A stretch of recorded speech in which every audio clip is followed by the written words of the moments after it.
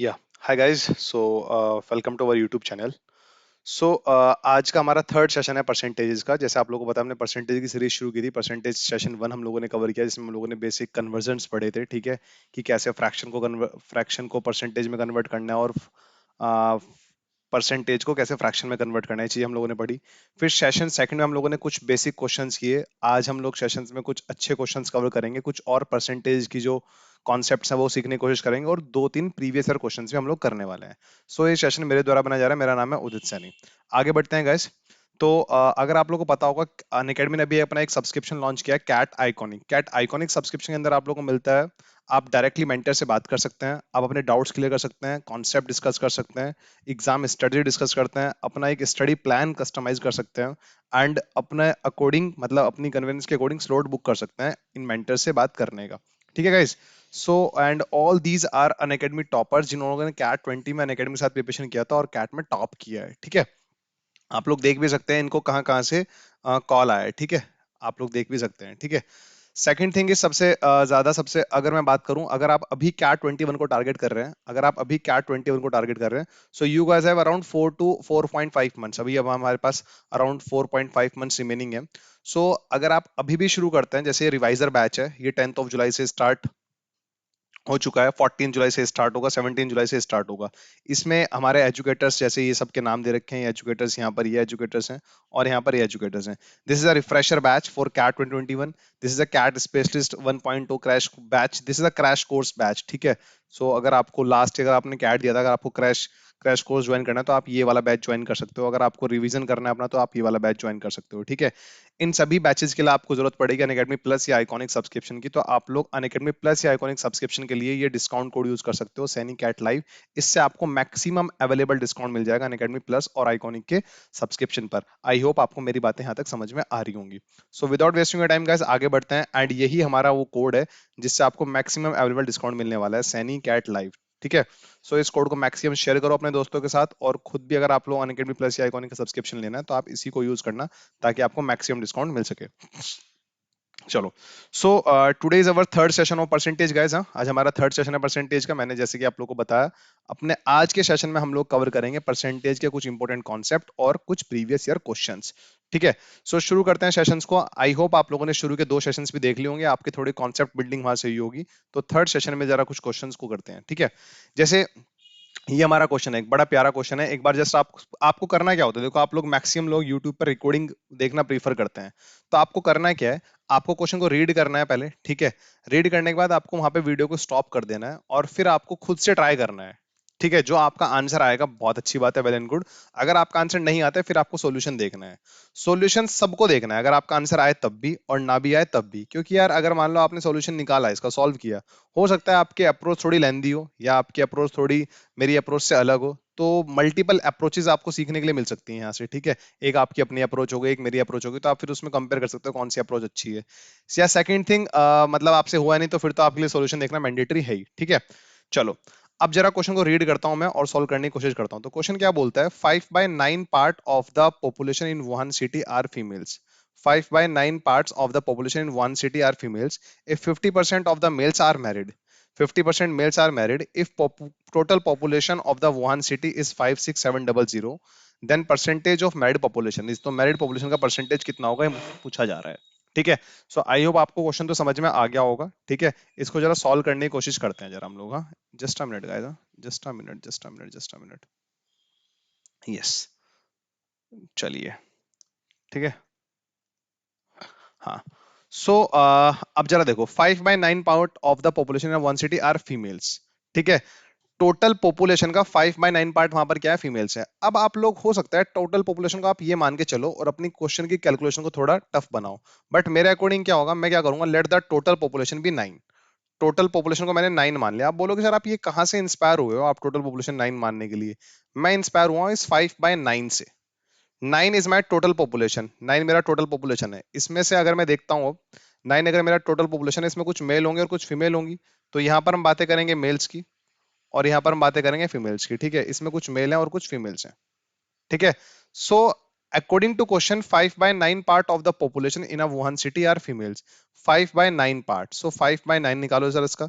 9 का 5/9, 5/9 of 9, so which is कितना आता है 5, so there are 5 females, there are 5 females out of 9, 5 females है, तो मेल्स कितने होंगे मेरे पास 4 होंगे। बहुत ही सिंपल सा कॉन्सेप्ट है, कोई दिक्कत नहीं है मुझे यहाँ पर। ठीक है, यहाँ तक की बातें क्लियर है। अगर आप इस डाटा का यूज करते हो तो आप निकाल रहे होते 5/9 और 56700, तो आपकी कैलकुलेशन बढ़ती है और कुछ ना होता। ठीक है, अब आप कर सकते हो, आंसर पे कोई फर्क नहीं पड़ेगा। ठीक है, मैं आपको बता देता हूँ। मेल अगर हमारे पास 4 है तो फीमेल कितने हैं 5 है। अब हमें आगे क्या बोला जा रहा है क्वेश्चन में, 50% of the males are married, 50% of the males are married if total population of the Wuhan city is 56700। 50% males क्या मैरिड है वहां पर, हमारे पास मेल्स हैं कितने 4, हमारे पास मेल्स कितने हैं 4 है। तो 4 का 50% निकालो जरा, 4 का 50% कितना होगा 2, यानी कि दो मेल्स शादीशुदा हैं आउट ऑफ 4। अब यार दो मेल की जो शादी हुई होगी डेफिनेटली दो फीमेल से हुई होगी। इसमें देखो दीज आर मैरिड, हाँ, ये हमारे पास क्या है मैरिड जनता है, ये हमारे पास क्या है मैरिड है। तो ऐसे इन दो मेल की जो शादी होगी, दो मेल की शादी के लिए हमें कितनी फीमेल की जरूरत है, दो मेल की दो फीमेल की जरूरत है। टोटल फीमेल हमारे पास कितनी थी 5 थी। सो यानी कि 5 में से दो फीमेल हमारे पास क्या है मैरिड है, तो 3 फीमेल्स हमारे पास क्या होंगी अनमैरिड होंगी। इनकी बातें यहां पर कर देते हैं, वैसे जरूरत तो है नहीं क्वेश्चन में। ठीक है, सो दो मेल मैरिड है, उन दो मेल की शादी किससे होगी दो फीमेल से। So percentage of married population, percentage of married population, so we have total 4 out of 9 people who are married, we have total 4 people who are married, जिसमें से 2 हमारे पास क्या है मेल है और 2 हमारे पास क्या है फीमेल है। So total we have four people who are married. Four people are married out of 9. So, and we he is asking about percentage. So percentage के लिए we have to multiply it by 100. अगर आप लोग conversion याद है, so we know that 1/9 कितना होता था हमारा 11 1/9% होता था ना। So what is the value of 4/9 guys? Simple सी बात है 44, 4/9% is our answer. I hope आपको ये बात समझ में आई होगी। Is it clear guys? Yes. चलो, so moving to next question.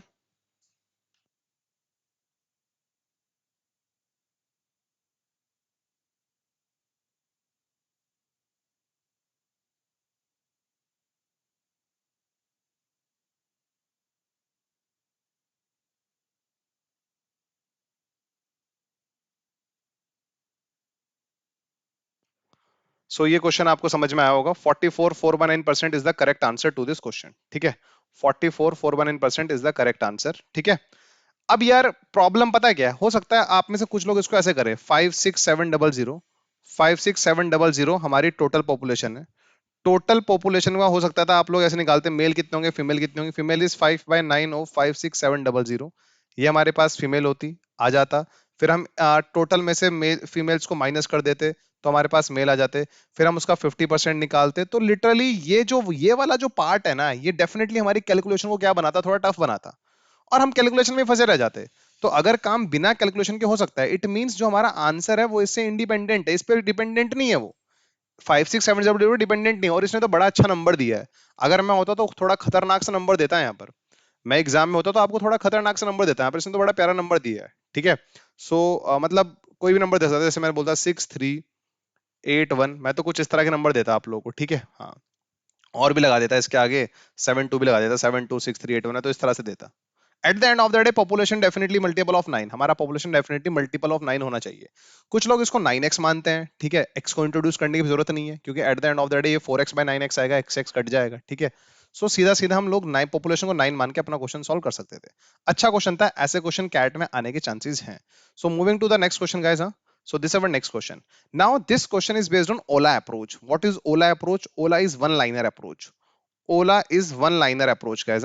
ओला क्या होती है, हमारी वन लाइनर अप्रोच होती है। मैं आपको बताऊंगा वन लाइनर अप्रोच क्या होती है, कैसे हम इससे डील करते हैं। सबसे पहले हम लोग उसको समझने की कोशिश करते हैं। जैसे for imagine my salary is 100 rupees, मेरा सैलरी 100 रुपीज है।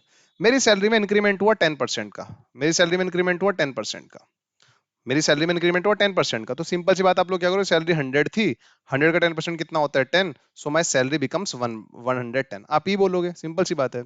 बट यार ये तो ट्रेडिशनल चीजें हो गई निकालने की, हम इसको निकाल लेंगे, कोई प्रॉब्लम नहीं है।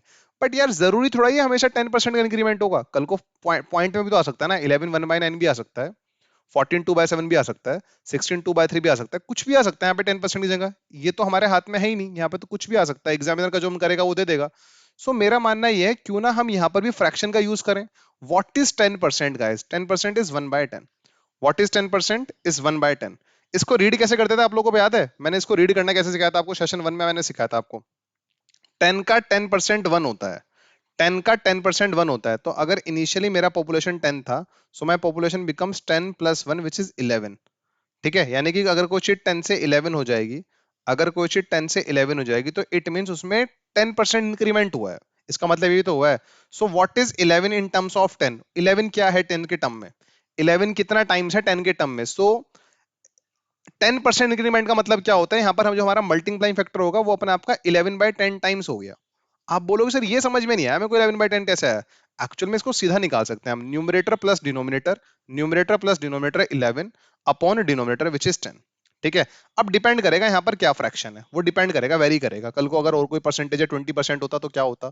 ठीक है, सो 11/10, 11 by what is 11/10 here? 11/10 is the multiplying factor of increasing 10%, multiplying factor of increasing 10%। अगर डिक्रीजिंग 10% की बात होती तो 10 का 10% 1 होता है, तो 10 से एक कम हो गया, यानी कितना हो गया? 10 minus 1, 9/10। So 9/10 is the multiplying factor of decreasing 10%। 9/10 is the multiplying factor of decreasing 10%। ठीक है, जैसे अगर मैं आप लोगों को बोलता हूँ let my salary was 100 rupees and there is an increment of 10%, तो इंक्रीमेंट ऑफ 10% का मल्टीप्लाइंग फैक्टर कितना होता है? 11/10। So here my salary becomes कितना? 110। हियर माय सैलरी बिकम्स कितना? 110। यहां तक की बात आपको समझ में आ रही है? मेरा सैलरी कितना हो गया? 110 हो गया। सिंपल सी बात है। सो अब ये 11/10 से आप लोग डायरेक्ट निकाल सकते हो। ठीक है, जैसे अगर मेरा सैलरी 100 था तो ये डिक्रीज होता, अगर ये डिक्रीज होता 10%, सो 10% इज 10 का 10% 1 होता है, तो 10 पे 1 कम हो गया तो कितना हो गया? 9 हो गया। कितने से? 10 से। 10 का 10% 1 होता है, तो 10 से 1 कम हो गया, कितना हो गया? 9 हो गया 10 से, तो 9/10 हो गया वो अपने आप का। कितना हो गया वो अपने आपका? 9/10 हो गया। ठीक है, सो 100 का 9/10 कितना होता है? 90। सो माई सैलरी बिकम्स कितना? 90। ठीक है, अगर वो डिक्रीज होता 10%, यहाँ पर कितना हुआ है? 10% डिक्रीज हुआ है, और यहाँ पर कितना हुआ है? 10% इंक्रीज हुआ है। ये मल्टीप्लाइंग फैक्टर निकालना बहुत ज्यादा इंपॉर्टेंट है। जैसे 20% इंक्रीमेंट का, 20% इंक्रीमेंट का मल्टीप्लाइंग फैक्टर क्या होगा? First of all what is 20%? Is 1/5। 5 का 20% 1 होता है, तो 5 अगर कोई इनिशियल चीज थी तो 5 से वो 1 इंक्रीज हो गई, कितना हो गया? 6 हो गई। ठीक है, 6 हो गई 5 से। सो 6/5 is the multiplying factor of increasing 20%। 6/5 is the multiplying factor of increasing 20%। बहुत ही इंपॉर्टेंट कॉन्सेप्ट है, कैट में क्वेश्चन आया हुआ है, इस पे मैं अभी कराऊंगा भी आपको क्वेश्चन वो। ठीक है, सो नेक्स्ट इज जैसे 20% डिक्रीमेंट का मल्टीप्लाइंग फैक्टर कितना होगा? 20% इज अगेन 1/5। 5 का 20% 1 होता है, तो 5 पे अगर कोई चीज 1 डिक्रीज हो गई तो दिस विल बिकम्स कितना? 4। कितने से? 5 से। सो 4/5 is the multiplying factor of decreasing 20%। 4/5 is the multiplying factor of decreasing 20%। यहां तक की बातें आपको क्लियर है क्या? यहां तक की बातें आप लोगों को क्लियर है क्या? ठीक है, जल्दी से बताओ जरा, यहां तक की बातें क्लियर है? चलो, सो आपको ये मल्टीप्लाइंग फैक्टर की कहानी क्लियर होगी। ठीक है, अगर जैसे मैं आपसे और मल्टीप्लाइंग फैक्टर की बातें पूछूं, जैसे what is the multiplying factor of 16 2/3% increment? If my मेरा सैलरी 16 2/3% इंक्रीज हुआ है, so what is 16 2/3 which is 1/6? 6 का 16 2/3% कितना होता है? 1 होता है। 6 का 16 2/3% कितना होता है? 1 होता है। यहां तक की बातें समझ में आई? 6 का 16 2/3% कितना होता है? 1। तो मेरा सैलरी 6 से कितना हो गया? 7 हो गया। So my salary becomes 7/6 times of itself. My salary becomes 7/6 times of itself. So 7/6 is the multiplying factor of increasing 16 2/3%. My salary becomes 7/6 times of itself. ठीक है, अगर उसमें 16 2/3% का इंक्रीमेंट हो रहा है। ठीक है, डिक्रीमेंट होता तो किससे मल्टीप्लाई करता? 5/6। सो 5/6 डिक्रीजिंग 16 2/3% का मल्टीप्लाइंग फैक्टर होता है यहाँ पर। आई होप आपको यहाँ तक की बातें समझ में आ रही है।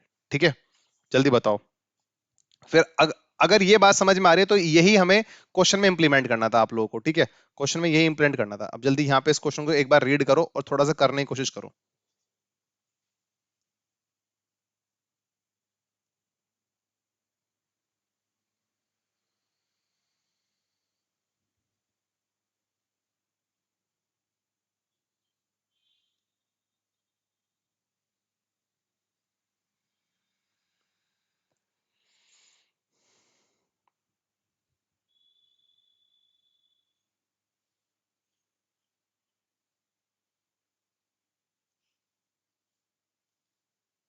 चलो, अब देखते हैं जरा इस क्वेश्चन को। ये क्वेश्चन क्या बोलता है? मैंने बताया था this this question is based on one liner approach. आप बोलोगे सर वन लाइनर अप्रोच नाम क्यों रखा है? आप देखो, अब पता लगेगा। If the annual increase in the population भी 10%, 10% का एनुअल इंक्रीमेंट हो रहा है. So what is 10% is 1/10. What is 10% is 1/10. 10 का 10% 1 होता है. 10 का 10% कितना होता है? 1. एंड द प्रेजेंट पॉपुलेशन भी ₹10,000. उसका प्रेजेंट पॉपुलेशन कितना है? 10,000 है. उसका प्रेजेंट पॉपुलेशन कितना है? 10,000. So what will be the population after 3 years hence? 3 साल बाद हमारा पॉपुलेशन कितना होगा? So my population is 10,000. My population in 10,000. हर साल 10% का इंक्रीमेंट हो रहा है, तो 10 का 10% 1 होता है, यानी कि 10 से कोई चीज 11 हो जाती है हर साल. सो इट मीन्स 11/10 टाइम्स हो जाती है वो अपने आप का. ये बात समझ में आती है? यही तो मल्टीप्लाइंग फैक्टर होगा ना इंक्रीजिंग 10% का, बताया था मैंने अभी. इंक्रीजिंग 10% का मल्टीप्लाइंग फैक्टर हमारा यही होगा. So it will becomes 11/10 times of itself after 1 year. एंड हर साल हमारा 10% का इंक्रीमेंट हो रहा है. 3 साल बाद की बातें पूछी हैं, तो after 2 years it will becomes 11/10 times of it this complete. And after third year it will becomes 11/10 times of this complete. So this is my population after 3 year. This is my population after 3 years. अगर मैं इसको solve करता हूं तो 0 0 0, 3 0 तो मेरे reduce हो गए यहाँ पर. 11 का क्यूब आई थिंक तुम लोग को याद नहीं होगा, बट याद कर लेना. 11 का क्यूब होता है 1331. इंटू 10 से मल्टीप्लाई करने में हम लोग बचपन से एक्सपर्ट हैं. सो 133,100 is my population after 3 year. 13310 will be my population after 3 years. आज से 3 साल बाद मेरा पॉपुलेशन इतना होगा. अब इसने पूछा भी यही था, what will be the population after 3 years, but ये भी पूछा जा सकता था, बताओ पॉपुलेशन में इंक्रीमेंट कितने का हुआ. So initially my population was 10,000, और मेरा पॉपुलेशन 10,000 से कितना हो गया? 13310. So there is an increment of 3310. There is an increment of 3310 in my population. ठीक है? Is it clear guys? So this approach is one liner approach. This approach is one liner approach. I hope आपको ये चीज समझ में आ भी रही होगी. ठीक है? इस अप्रोच पे, मतलब इस कॉन्सेप्ट पे, जो हमारा कॉन्सेप्ट है कि कैसे फ्रैक्शन को, कैसे परसेंटेज को फ्रैक्शन में कन्वर्ट करना है, कैसे वहां से मल्टीप्लाइंग फैक्टर निकालना है, इस पे क्वेश्चन आया हुआ है कैट में. अभी हम एक और अच्छा क्वेश्चन करते हैं. जरा ये वाला क्वेश्चन देखो पहले आप जरा. ये बड़ा प्यारा क्वेश्चन है, एक बार इसको रीड करो, फिर खुद से ट्राई करो, ना हो तो फिर सॉल्यूशन देखना आप लोग. ठीक है? जल्दी से ट्राई करो. You guys have 20 seconds fast, फिर मैं बताता हूँ इसको, साथ साथ सॉल्व करेंगे. ठीक है?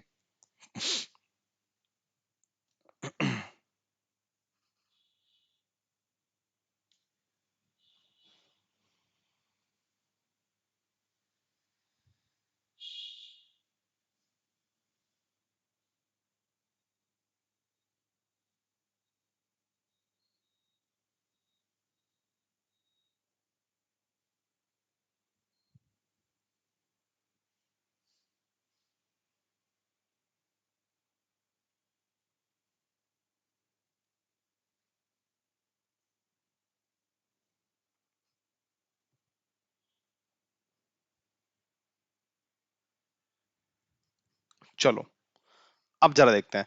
The population of a town is increase by 16.2/3% in first year. So what is 16.2/3% guys? 16.2/3% is 1/6. Increase हुआ है, तो इसका मल्टीप्लाइंग फैक्टर कितना होगा? 6 पे 1 इंक्रीज हुआ है, सो 7/6 हमारा मल्टीप्लाइंग फैक्टर होगा यहां पर. याद कर लेते हैं ऐसे. ठीक है? डिक्रीज बाय, डिक्रीज डिक्रीज हुआ है. कितना डिक्रीज हुआ है? 37 1/2%. सो 37 1/2% डिक्रीज हुआ है, तो व्हाट इज 37 1/2%? इज 3/8. 8 का 37 1/2% कितना होता है? 3 होता है, तो 8 पे 3 कम हुआ, डिक्रीज हुआ है ना. 8 का 37 1/2% कितना होता है? 3 होता है, तो 8 से 3 कम हुआ. सो कितना हो गया वो? 5/8 टाइम्स ऑफ इटसेल्फ. कितना हुआ? 5/8 टाइम्स हो गया होगा, यानी कि 37 1/2% का जो मल्टीप्लाइंग फैक्टर होता है, 37 1/2 का डिक्रीजिंग का जो मल्टीप्लाइंग फैक्टर होता है, कितना होता है? 5/8 होता है. And increased by 57 1/7. Increased by 57 1/7% in third year. So what is 57 1/7%? Is 4/7. Increase हुआ है, तो 7 का 57 1/7% कितना होता है? 4. तो 7 पे 4 इंक्रीज हुआ, तो इतना हो गया अपना आपका 11 हो गया. कितने से? 7 से. सो ये हो गया 11/7 ऑफ इटसेल्फ. 11/7 of itself. ठीक है? अब जरा देखो, then find the present population if after 3 year the population will become इतना. 3 साल बाद पॉपुलेशन इतना हो जाएगा, तो प्रेजेंट में कितना पॉपुलेशन है मेरा? प्रेजेंट में पूछा जा रहा है. So this question is also based on one liner approach, यानी कि ओला अप्रोच. ठीक है? Let the present population be P. Let the present population be P. So after 1 year, first year में पॉपुलेशन में कितना इंक्रीमेंट आया था? इंक्रीमेंट हुआ था 16 2/3 का. So what is the multiplying factor of increasing 6 to 16 2 by 3% is 7 by 6. So after 1 year my population will become कितना 7 by 6 times of itself. ये हो जाएगा after 1 year. Decrease by 37 1 by 2%. Next year वो decrease हुआ. So decrease 37 1 by 2% का decrease का fraction कितना होता है 5 by 8. So this will become 5 by 8 of itself. फिर वो increase हुआ 57 1 by 7%. फिर वो इंक्रीज हुआ तो 57 1/7% का इंक्रीमेंट कितना होता है हमारा 11/7. And after 3 year my population becomes कितना, ये 3 साल बाद मेरा पॉपुलेशन कितना हो गया 16500 सो मैं इसको इजीली सॉल्व कर सकता हूं. ये तो अब इजीली सॉल्व हो जाएगा, कोई प्रॉब्लम नहीं है. देखो 7 से 7 रिड्यूस हो गया, कोई प्रॉब्लम नहीं है. 11 इंटू 5 कितना होता है 55. 55 से अगर इसको काटूंगा तो कितना आएगा 3. एंड मेरा नीचे कितना आ रहा है 48, तो इधर आ गया 48, उधर कितना आ रहा है 3000 आ रहा है. तो 48 इंटू 3 कितना होता है 144, 30 एज इट इज, तो 144,000 इज माई आंसर. 1,44,000 इनिशियली मेरा पॉपुलेशन था. फिर वो एक साल बाद 16 2/3% इंक्रीज हुआ. फिर वो 37 1/2% डिक्रीज हुआ. और फिर वो 57 1/7% क्या हुआ इंक्रीज हुआ. तो तब जाके वो 1,44,000 से कितना हो गया था हमारा 16500. ये 3 साल बाद का पॉपुलेशन दिया था, इनिशियल पूछा था. तो हमें कुछ क्वेश्चन में शुरुआत करनी होती है इनिशियल डाटा से, जो कि गिवन ही नहीं था इस बार. तो उसको मैंने पी इंट्रोड्यूस कर दिया. Let my initial population be P. So after 1 year my population will becomes कितना 7/6 times of itself. Why 7/6? Because 7/6 is the multiplying factor of increasing 16 2/3%. And after 2 year my population will becomes 5 by 8 times of population which is after 1 year. 5 by times of itself which is after 1 year. तो ये after 1 year का data था इतना, इसका 5 by 8 से multiply कर दिया. Why 5 by 8? Because 5 by 8 is the multiplying factor of decreasing 37 1/2%. 37 1/2% is 3 by 8. 8 का 37 1/2% 3 होता है, तो 8 से 3 कम हो गया, तो कितना हो गया 5. And last is 57 1/7%. 57 1/7% is 4/7. 4/7. तो 7 से 4 इंक्रीज हो गया तो 11 हो गया 7 से. So that is why we have multiply 11/7 here. ठीक है. So 1,44,000 is our answer. I hope आपको समझ में आया होगा क्लियरली. ठीक है, यहाँ तक की बातें क्लियर हैं क्या? जल्दी बताओ. ठीक है, यहाँ तक की बातें क्लियर है? जल्दी बताओ. चलो, moving to next question. So इसको एक बार रीड करो जल्दी से. This was CAT 19 question. हाँ, this was CAT 19 question guys.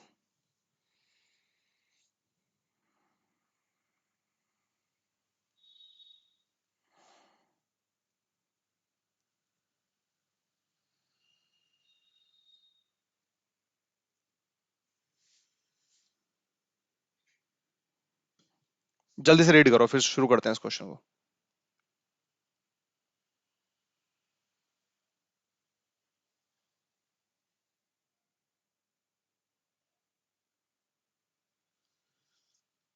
In an examination, the score of A was 10% less than that of B. The score of B was 25% more than that of C, and the score of C was 20% less than that of D. If A scored 72, then the score of D was. ठीक है, ये हमारा question है और इस question को हम solve करने की कोशिश करेंगे. सबसे पहले the score of A was 10% less than that of B. जो A का स्कोर है वो B से 10% कम है. So what is 10% guys? What is 10%? is 1/10. 10 का 10% 1 होता है. तो इफ द स्कोर, देखो A और B में कंपैरिजन दे रखा है यहाँ पे, the score of A was 10% less than that of B. तो यहाँ पे A और B में कंपैरिजन दे रखा है. सो A और B, if the score of B was 10, अगर B का स्कोर 10 था तो score of A was 10% less than that of B. B का 10% कम करो तो 10 का 10% कितना होता है 1 होता है. तो the score of A becomes कितना 9.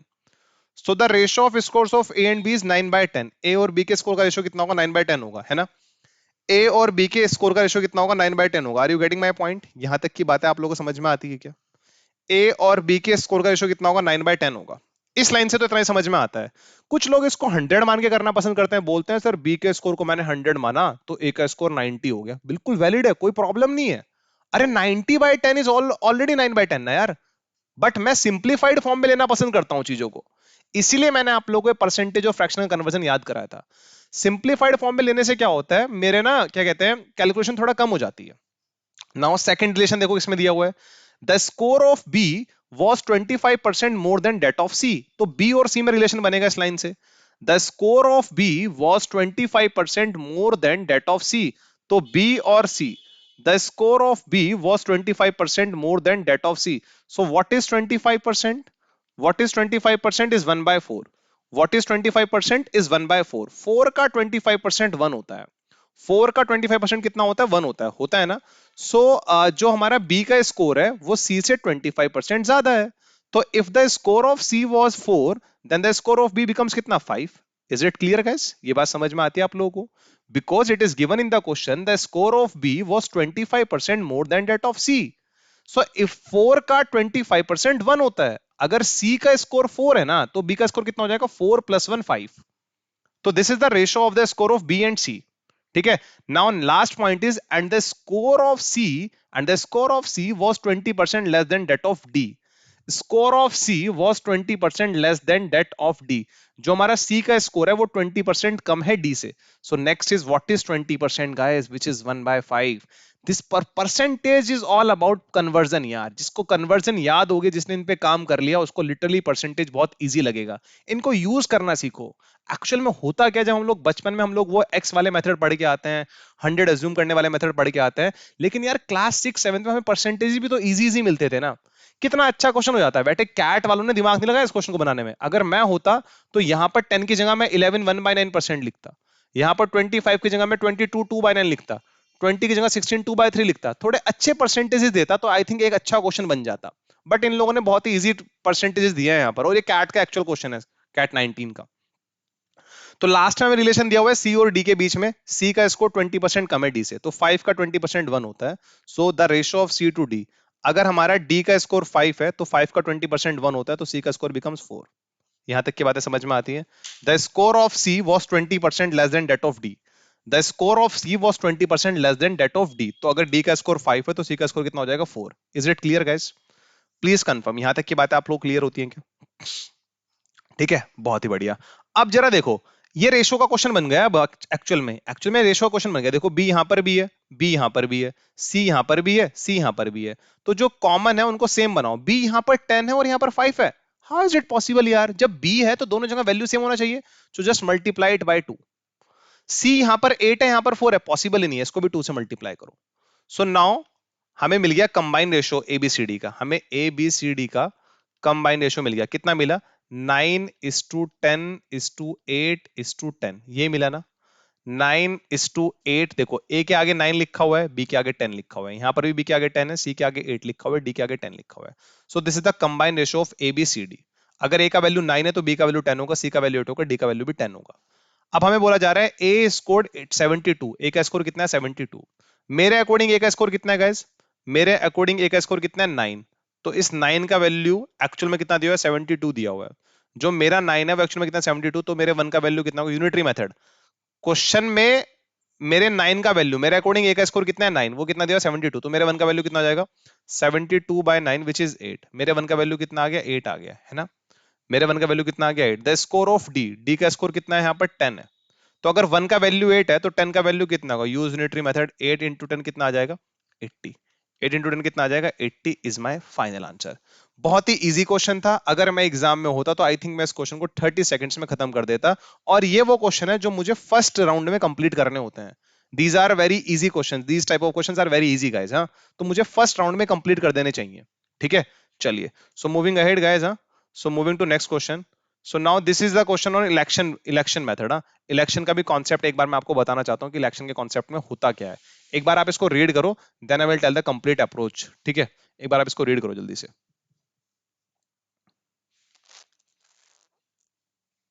चलो, क्या बोलता है? इन एन इलेक्शन, देखो जल्दी से क्या बोल रहा है. In an election between two candidates, the candidates who got 59% valid votes, 59% valid votes one by majority of 720 votes.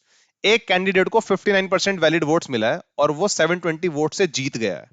तो अब देखो, literally these are also very easy question. ये भी हमारे बहुत इजी क्वेश्चन होते हैं. अब देखो कैसे करूंगा मैं. Let valid votes are, let valid votes, मैंने वैलिड वोट्स को कितना मान लिया? 100 मान लिया. मान सकता हूं ना. लेट मेरे वैलिड वोट्स कितने हैं? 100. सो 100 में से कुछ विनर को मिले होंगे, कुछ लूजर को मिले होंगे, कुछ जीतने वाले को, कुछ हारने वाले को. And it is given in the question the candidate who got 59% of the valid votes one by a majority of 720 votes. वो 720 वोट्स की मेजॉरिटी से जीत गया है. जिसको 59% वोट्स मिले हैं। सो 100 अगर मेरे टोटल वैलिड वोट्स थे, तो 100 का 59% कितना होता है? 59। इट मींस विनर को 59 वोट्स मिले। अगर टोटल वैलिड वोट्स वो होते हैं, देखो पहले पता क्या होता है, टोटल वोट्स डलते हैं, उसमें कुछ पहले बैलेट पेपर वाला साइन तुम्हें पता होगा, मैं बता दूंगा इसको अभी पहले, ठीक है? अभी इसको कंप्लीट कर लेते हैं। अगर विनर को 59 मिले तो लूजर को कितना मिला होगा? 41। ये बात भी आप लोगों को समझ में आती है। अगर विनर को 59 वोट्स मिल रहे हैं तो डेफिनेटली लूजर को कितना मिला होगा? 41 वोट्स मिला होगा। इज इट क्लियर ना? अगर विनर को 59 मिला तो लूजर को 41 मिला होगा। Find the total number of valid votes, हमें बताना है total number of valid votes बताने हैं। एंड ये भी गिवन है क्वेश्चन में, the candidate who got 59% votes one by a majority of 720 votes, वो 720 वोट्स की मेजॉरिटी से जीता है। It means in comparison of loser, loser के कंपैरिजन में उसको 720 वोट्स क्या मिले हैं? ज्यादा मिले हैं। सो मेरे according total valid votes was 100, मेरे 100 थे, उसमें से विनर को 59% मिला, तो 100 का 59% 59 होता है। लूजर को 41 मिला, तो यार मेरे अकॉर्डिंग विनर को कितना ज्यादा मिल रहा है? 18 ज्यादा मिल रहा है। मेरे अकॉर्डिंग विनर को कितना ज्यादा मिल रहा है? 18 ज्यादा मिल रहा है। एक्चुअल में गिवन कितना है? 720, यानी कि मेरा जो 18 है वो एक्चुअल में 720 गिवन है। जो मेरा 18 है वो हमें कितने गिवन है? 720 के बराबर है। तो मेरे वन का वैल्यू कितना होगा? यहाँ से 40 के बराबर होगा क्या? मेरे वन का वैल्यू कितना होगा? यहाँ से 40 के बराबर होगा क्या? अगर 18 का वैल्यू 720 दिया हुआ है, मेरे अकॉर्डिंग विनर को 18 वोट ज्यादा मिला। मेरे अकॉर्डिंग विनर को 18 वोट ज्यादा मिला। 18 का वैल्यू कितना है? 720, तो वन का वैल्यू कितना होगा? 40। Total number of valid votes, मेरे according total number of valid votes कितना था? 100 था। तो अगर वन का वैल्यू 40 है तो 100 का वैल्यू कितना होगा? 40 into 100, which is 4000 is our answer. These are very conceptual questions guys, आपके कॉन्सेप्ट क्लियर करेंगे, क्वेश्चन को कैसे डील करना है। मेरे को पता है एक्चुअल कैट में ऐसा क्वेश्चन आने के बहुत ही कम चांसेस है, बट ये कॉन्सेप्ट क्लैरिटी तो हमारी हो रही है ना। And CAT is the game of concepts. CAT is the complete game of concept. अगर आपके कॉन्सेप्ट अच्छे हैं तो डेफिनेटली आपको डर नहीं लगेगा। अगर आप रट्टू तोते वाली चीजें कर रहे हो अभी जो क्लास 6 7 में करते थे, तो आपको डेफिनेटली डर लगेगा और आपको डील करना एग्जाम में नहीं आ पाएगा, कैसे डील करना एग्जाम को। ठीक है? सो आई थिंक ये वाला क्वेश्चन आपको क्लियर होगा। इससे बाद में आप लोगों को बता रहा था यार वोट्स के बारे में। देखो कभी कभी क्या होता है, टोटल वोट्स पोल दिया होता है कि टोटल वोट्स कितने हुए। टोटल वोट्स पोल दे देता है कि टोटल इतने वोट्स पोल्ड हुए, 100 हुए। बोलता है इसमें से 10% वोट्स मेरे इनवैलिड हैं। तो अगर 100 में से मेरे 10% वोट्स इनवैलिड है तो 10% वोट्स तो गए गायब। 10% कितना होता है? 10। तो 90 मेरा वैलिड वोट्स है। अब आप बोलोगे सर इनवैलिड कैसे हो सकते हैं वोट्स? वोट्स कैसे इनवैलिड हो सकते हैं? तुम्हें याद है वो बैलेट पेपर वाला साइन? ठीक है, यहाँ पर बीजेपी है, यहाँ पर कांग्रेस है। अब यहां पर उसको साइन लगाना था कि वो बीजेपी को वोट दे रहा है, कांग्रेस को नहीं दे रहा है। बट उसको याद आ गया कि यार पापा ने बोला था बीजेपी को वोट देना है, पापा ने बोला था बीजेपी को वोट देना है, बट उसकी वाइफ ने बोला था कि मेरे मामा के चाचा का लड़का कांग्रेस से, तो तुम कांग्रेस में वोट दे के आना। तो वो बेचारा कंफ्यूज हो गया कि यार मैं बीजेपी को वोट दूं कांग्रेस को। तो उसने सोचा पापा को पापा भी बुरा नहीं मानेंगे और वाइफ भी बुरा नहीं मानेगी, तो उसने आधा बीजेपी को वोट दे दिया, आधा कांग्रेस को। बट ये वाला वोट हमारा किस में काउंट होगा? इनवैलिड वोट्स में काउंट होगा, क्योंकि ये किसी भी एक के फेवर में नहीं जा रहा, ये बीजेपी के फेवर में जा रहा है, कांग्रेस के फेवर में जा रहा है। तो ये वाला वोट्स हमारा किसी के भी फेवर में काउंट नहीं होगा। आप मेरी बात समझ रहे हो? ठीक है? सो ऐसे वोट्स मेरे कहां काउंट होते हैं? इनवैलिड वोट्स में काउंट होते हैं। ऐसे वोट्स मेरे कैसे काउंट होते हैं? इनवैलिड वोट्स में काउंट होते हैं। ठीक है? तो कभी कभी क्वेश्चन में इनवैलिड वोट्स भी देके रखता है, बट यहां पर ऐसा कुछ नहीं था। यहां पर तो सीधा सीधा बोला था कि 59% वैलिड वोट्स, और वैलिड वोट से हमसे पूछे थे, तो मैंने वैलिड वोट्स को 100 मान लिया। 100 का 59% 59। तो विनर को इतना मिला, लूजर को कितना लगा? 41। हमारे अकॉर्डिंग विनर को 18 वोट ज्यादा मिला, एक्चुअल में 720 था। 18 का वैल्यू 720, वन का वैल्यू 40, तो 100 का वैल्यू कितना देगा? 4000। चलिए, so moving ahead guys, next question देखते हैं जरा। नाउ ये अगेन हमारा कैट 19 का स्लोट वन का क्वेश्चन है गाइस। अगेन हमारा कैट 19 का स्लोट वन का क्वेश्चन है। So try to solve this, एक बार इसको सॉल्व करो, डेफिनेटली आपके कॉन्सेप्ट क्लियर करेगा ये। ठीक है? एक बार जल्दी से इसको सॉल्व करो। रीड करो फिर सॉल्व करने की कोशिश करो। ठीक है? रीड करो फिर सॉल्व करने की कोशिश करो इसको। हम्म,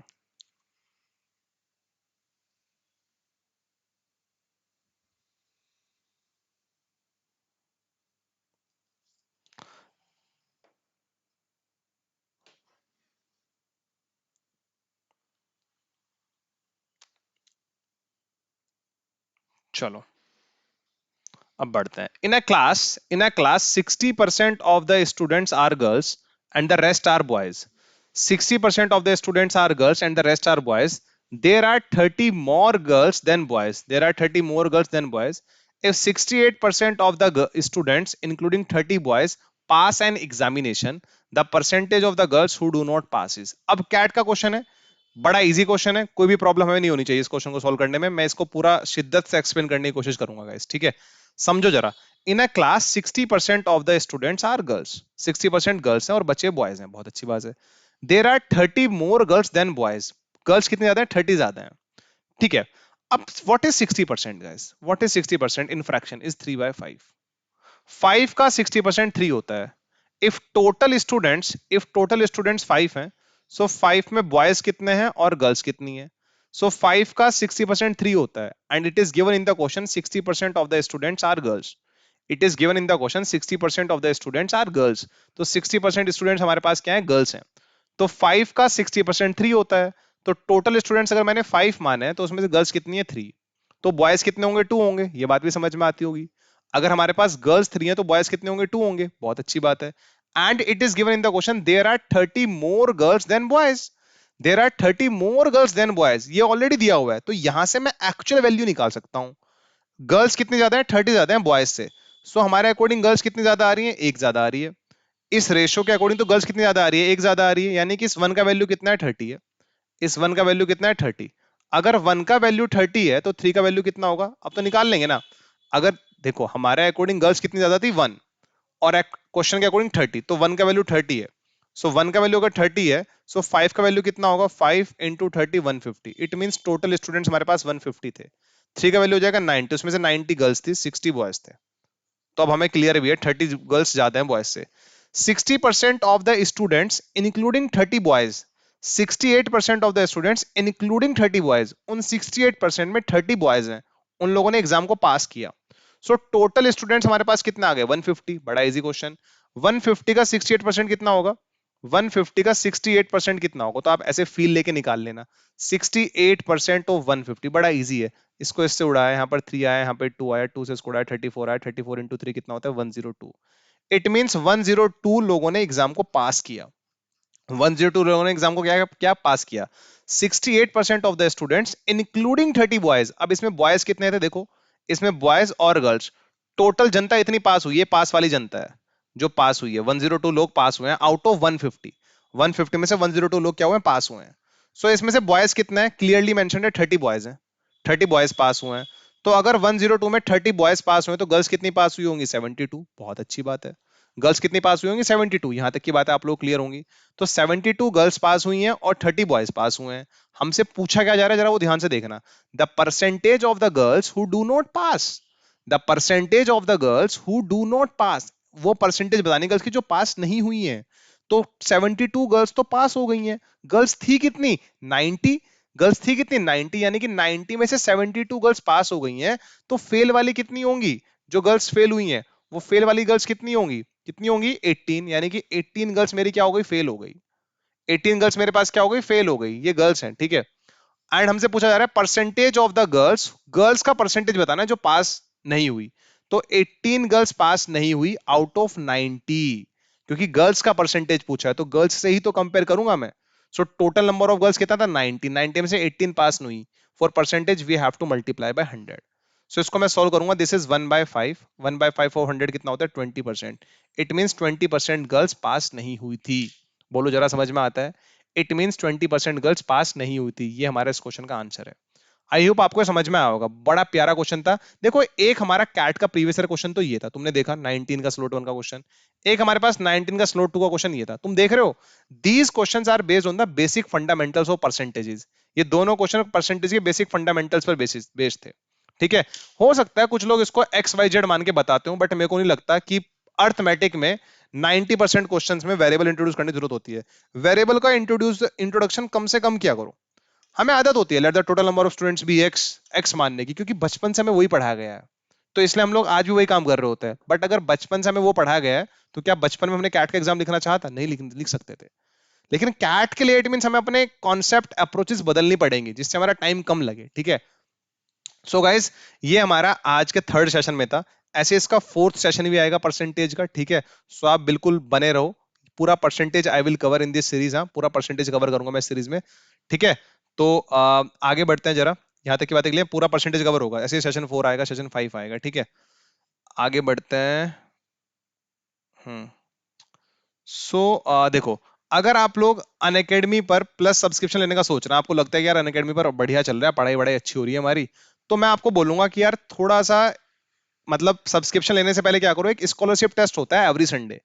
एवरी संडे एक स्कॉलरशिप टेस्ट होता है। अगर इस स्कॉलरशिप टेस्ट में आपकी रैंक 1 से 3 आ गई तो आपको 1 ईयर कैट का सब्सक्रिप्शन फ्री में मिल जाएगा, आपको कुछ परचेज करने की जरूरत नहीं है। अगर आपकी रैंक 4 to 10 के बीच में आ गई तो आपको 75% स्कॉलरशिप मिलेगी। अगर आपकी रैंक 11 to 50 के बीच में आ गई तो आपको 50% स्कॉलरशिप मिलेगी।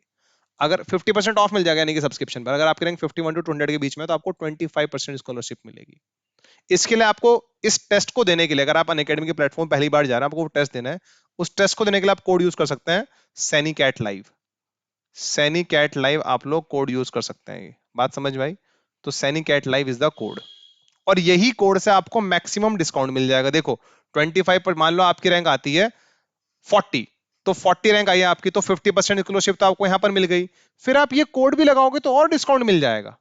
फिर कोड लगाने के बाद आपको और डिस्काउंट मिल जाएगा, समझ रहे हो? तो ये कोड डिस्काउंट वाला कोड भी है। और यहां से फ्री के लेक्चर्स अगर आपको अनअकैडमी देखना है, आपको तब भी ये कोड यूज करना पड़ेगा। ठीक है। सबसे प्यारा फीचर मुझे अनअकैडमी का पता क्या लगता है? सबसे प्यारा फीचर मुझे लगता है आस्क का डाउट फीचर। मतलब आप अपने डाउट पूछ सकते हैं, जैसे आप ऑफलाइन में पूछते थे ना, सर ये डाउट बता दो, तो आपको ऐप में एक फीचर दिखाई देता है आस्क का डाउट, आपको उस पर क्लिक करना है। उसके बाद आपको क्वेश्चन का पिक्चर लेना है, या अगर आपने ऑलरेडी पिक्चर ले रखा है तो गैलरी में से चूज करना है। फिर उस क्वेश्चन को भेज दो, उसका वीडियो सॉल्यूशन आपको मिलेगा। उसका वीडियो सॉल्यूशन आप लोगों को मिल जाएगा। और अभी तो अनअकैडमी ने प्लस और आइकॉनिक वाले बच्चों के लिए एक और फीचर यूज किया है। क्लास में आप लोग 1 to 1 कन्वर्सेशन कर सकते हो अपने टीचर से। 1 to 1 कन्वर्सेशन, मेरे को मतलब क्लास के बीच में ऐसा फीचर अवेलेबल है हमारे पास, आप वहां पे हैंड रेज करोगे अपना, उसके बाद मैं आपको परमिशन दूंगा, आप उसके बाद बोल सकते हो सर मुझे क्वेश्चन में ये समझ में नहीं आया। बिल्कुल लाइव क्लास में फीचर है। सो मतलब ऑफलाइन ऑनलाइन अब मतलब कोई डिफरेंस नहीं रहा, सब कुछ बराबर है। ठीक है। ऑफलाइन में हमारा टाइम ही खराब होता है आने जाने में, ठीक है, फालतू का डिस्ट्रैक्शन होता है। और तो घर बैठ के पढ़ाई करो, शांति से पढ़ाई करो, कोई प्रॉब्लम नहीं है। So guys thank you so much. This is my discount code, referral code Saini CAT live, इससे आपको मैक्सिमम अवेलेबल डिस्काउंट मिल जाएगा अकेडमी के प्लस और आइकॉनिक सब्सक्रिप्शन पर। मिलते हैं सेशन 4 में, तब तक के लिए bye bye, take care guys. और प्लीज अगर आपको लगता है आपको इस वीडियो से थोड़ा भी फायदा हुआ है तो वीडियो को लाइक करना, चैनल को सब्सक्राइब करना, और अपने दोस्तों के साथ जो किसी भी मैनेजमेंट एंट्रेंस एग्जाम की या किसी भी एप्टीट्यूड एग्जाम की तैयारी कर रहे हैं उनके साथ शेयर करना मत भूलना। Thank you so much guys.